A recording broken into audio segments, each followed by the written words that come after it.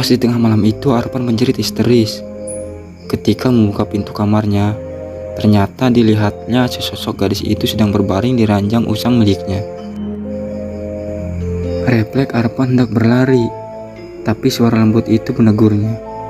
"Arpan, jangan takut. Kau tidak perlu menghindariku, karena aku sama sekali tidak bermaksud menyakitimu," ucap gadis itu. Arpan membalikkan badannya. Walau semula dia sangat ketakutan, namun anehnya kebenaran itu tiba-tiba muncul.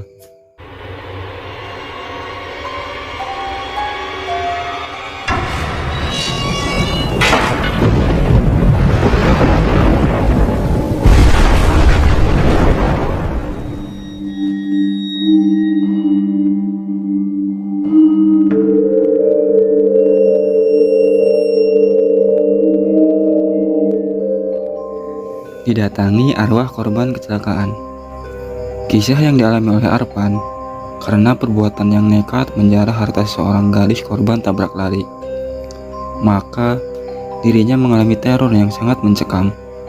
Kadar iman yang tipis, maka seseorang akan dengan mudah terjerumus pada perbuatan nista. Setidaknya kenyataan itulah yang menjadi latar belakang dari kisah yang dialami oleh Arpan.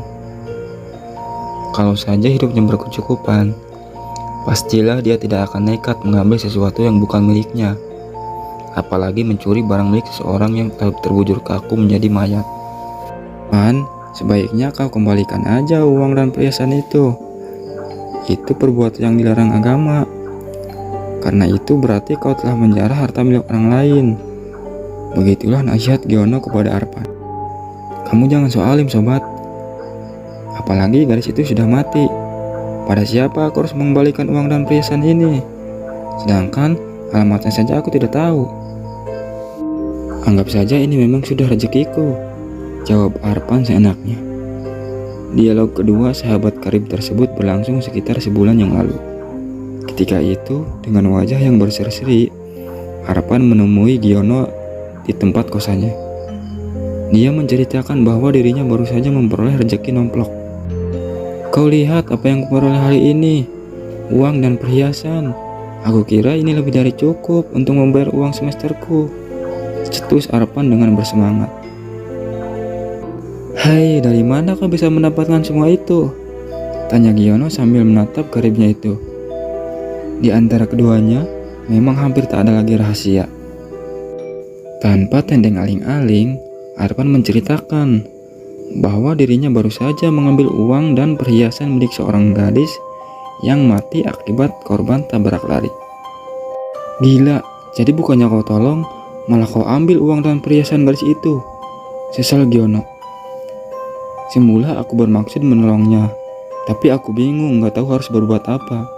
Lantas, mengapa kau ambil barang-barang berharga miliknya, termasuk uang itu?" tuding Giono. Arpan berusaha menekan perasaannya. Dia berkata sambil menatap sahabatnya, "Kau tahu kan, aku sedang kesulitan uang untuk bayar semester. Makanya, aku terpaksa mengambil semua ini. Sebab kalau tidak kuliahku pasti berantakan. Lagi pula, gadis itu kan sudah mati.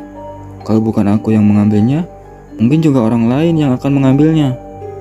Jadi anggap saja ini cara Tuhan memberikan rezekinya kepadaku." Giono cuma bisa geleng-geleng kepala sambil bergumam, "Semoga saja apa yang kau pikirkan itu benar, tapi aku yakin akan ada sesuatu yang terjadi denganmu." Keyakinan Giono itu memang benar. Sebulan setelah kejadian itu, kehidupan Arpan mulai tidak tenang. Tapi apa daya, penyesalan itu selalu datang di kemudian hari. Arpan sungguh tidak menyangka kalau perbuatannya itu akan menyusahkan dirinya. Berikut ini kisah yang dituturkan pada misteri. Sabtu 6 Januari 2004. Sore itu, hujan turun sangat deras, mengguyur kota Bandar Lampung. Karena ingin cepat-cepat pulang ke tempat kosannya, tanpa menghiraukan curah hujan yang tak bersahabat itu, Arpan nekat memacu sepeda motornya menembus hujan. Tak peduli pada risiko yang akan terjadi, dia memacu kendaraan itu dengan kecepatan tinggi. Barulah ketika membelok ke jalan perintis, dia sengaja memperlambat laju kendaraannya. Dia hafal betul keadaan jalan itu rusak, berat, dan penuh lubang. Ketika sampai di ujung jalan yang membelok ke sebelah kiri dan menembus jalan pramuka, tiba-tiba dia melihat sosok tubuh tergeletak di tengah jalan. Arpan segera menghentikan sepeda motor kesayangannya. Dia memarkirkannya di pinggir jalan, lalu bergegas menghampiri sosok yang terkapar dengan bersibah darah itu. Astaga, kasihan sekali gadis ini. Dia pasti jadi korban tabrak lari, pikir Arpan cemas. Sejenak dia menoleh ke kiri dan kanan, melihat kalau ada orang di sekitar tempat itu. Sepi karena jalan itu memang jalan alternatif. Jarang sekali ada orang yang mau lewat di situ. Apalagi saat menjelang maghrib, ditambah hujan turun deras pula.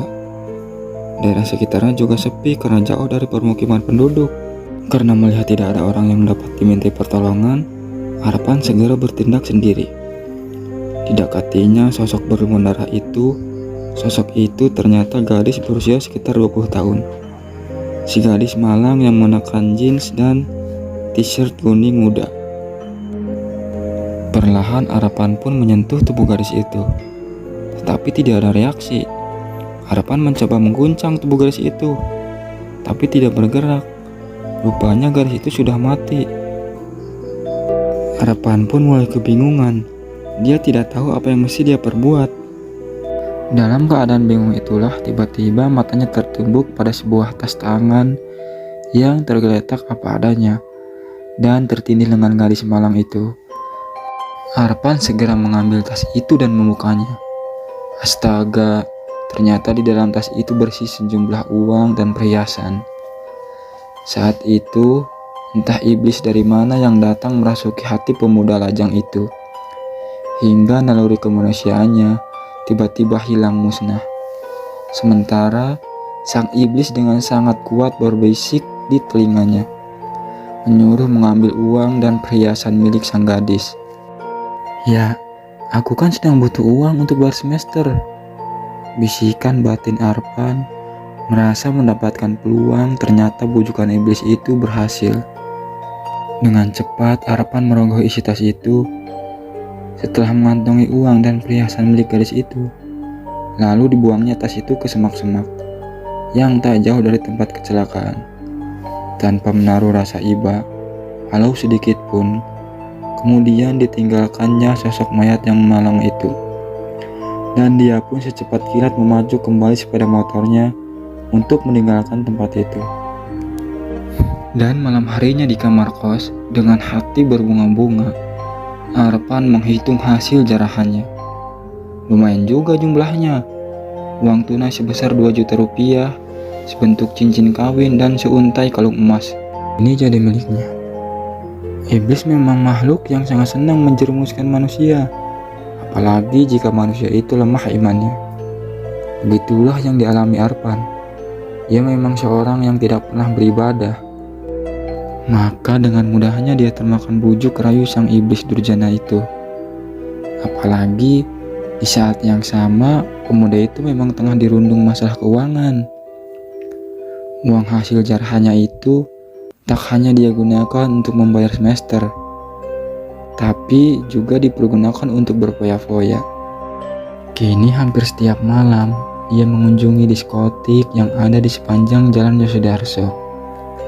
Setelah menghabiskan minumannya, lalu dilanjutkannya dengan berkencan dengan gadis malam yang bisa menunggu sasarannya di tempat itu. Kini Arpan benar-benar telah jadi pengikut iblis. Bayangkan, ia sekarang sudah bergelimang maksiat, minum minuman keras, dan berzina.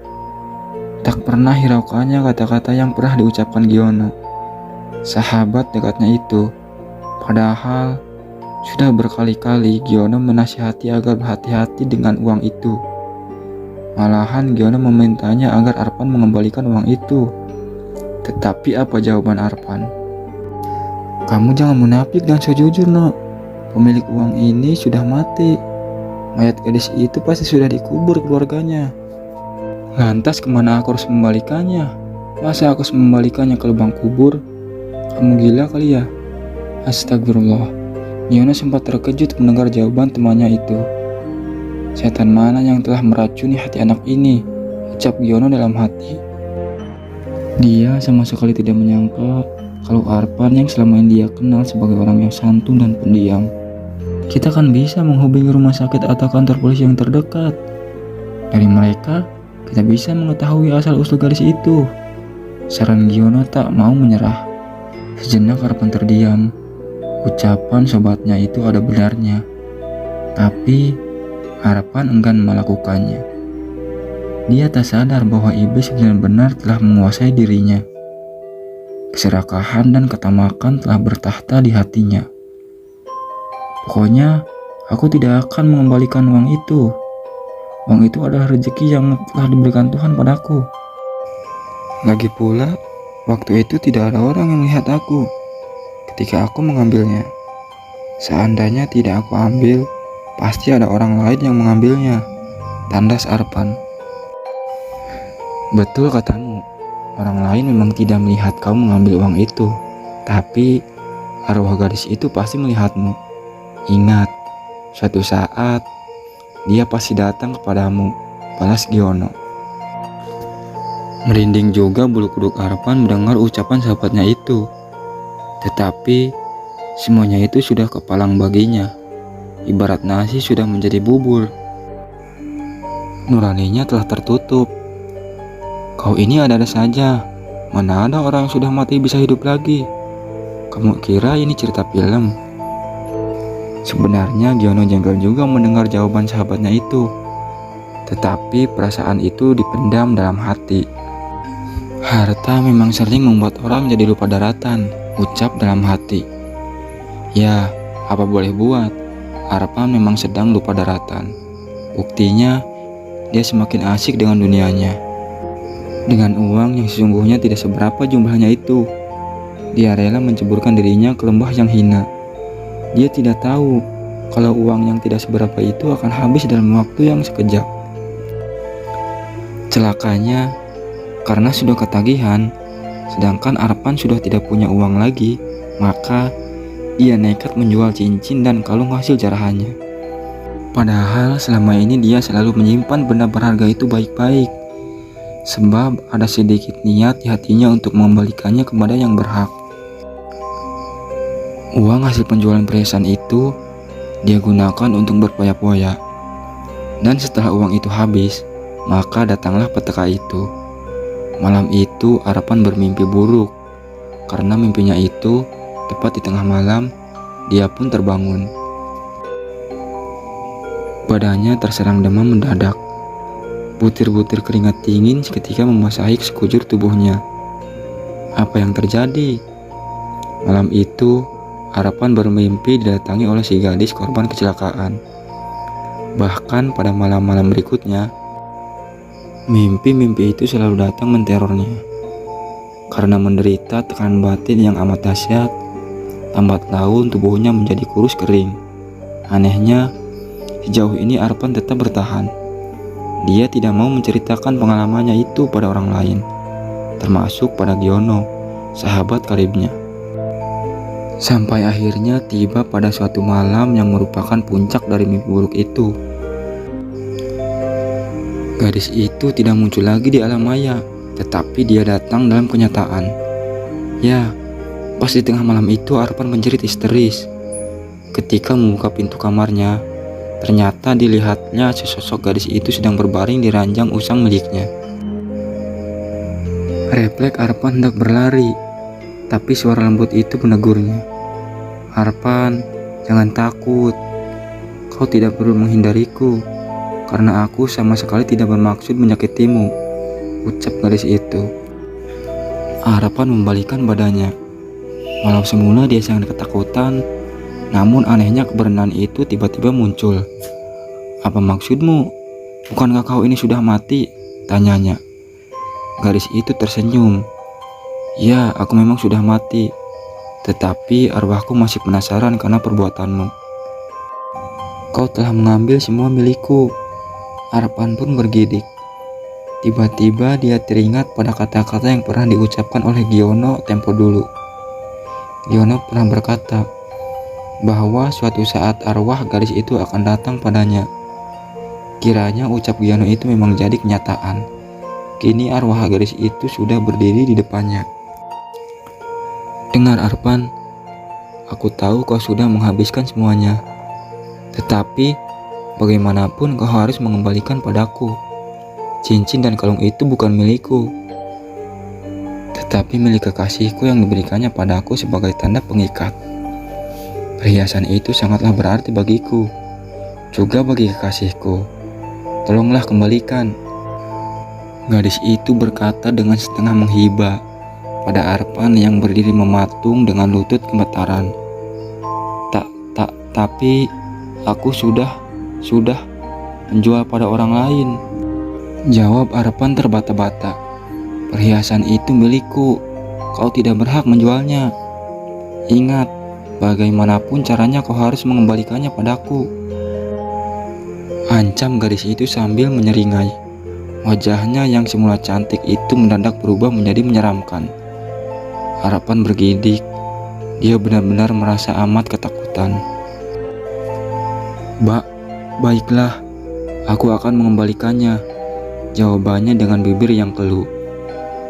Sosok gadis itu tiba-tiba lenyap dan berganti dengan bau harum bunga Kamboja. Cepat Arpan mengunci pintu kamarnya. Tiba-tiba dia kembali teringat pada Giono. Keesokan harinya, Arpan segera menemui Giono di tempat kosnya. Mereka memang sama-sama mahasiswa sebuah perguruan tinggi di negeri Lampung. Kepada Giono, Arpan menceritakan apa yang telah dialaminya selama ini, juga peristiwa yang terjadi malam tadi. Singkat cerita, berkat bantuan Giono, akhirnya Arpan dapat mengetahui identitas gadis itu. Setelah menjual sepeda motor kesayangan yang merupakan harta satu-satunya itu, Arpan berhasil menebus kembali perhiasan yang telah dijualnya. Di hadapan keluarga almarhum, Arpan berterus terang mengakui perbuatannya. Setelah minta maaf, dia pun mengembalikan uang dan perhiasan yang telah dijarahnya. Anehnya, setelah Arpan melakukan itu, arwah gadis itu tidak pernah muncul lagi, bahkan dalam mimpinya sekalipun. Meskipun peristiwa itu sudah lama terjadi, tetapi Arpan mengaku tidak pernah bisa melupakannya. Baginya, peristiwa tersebut merupakan pelajaran berharga yang sekaligus telah membuatnya berubah menjadi insan yang taat dalam beribadah. Semoga kita semua bisa memetik pelajaran dari kesaksian Arpan ini. Sekian dan terima kasih.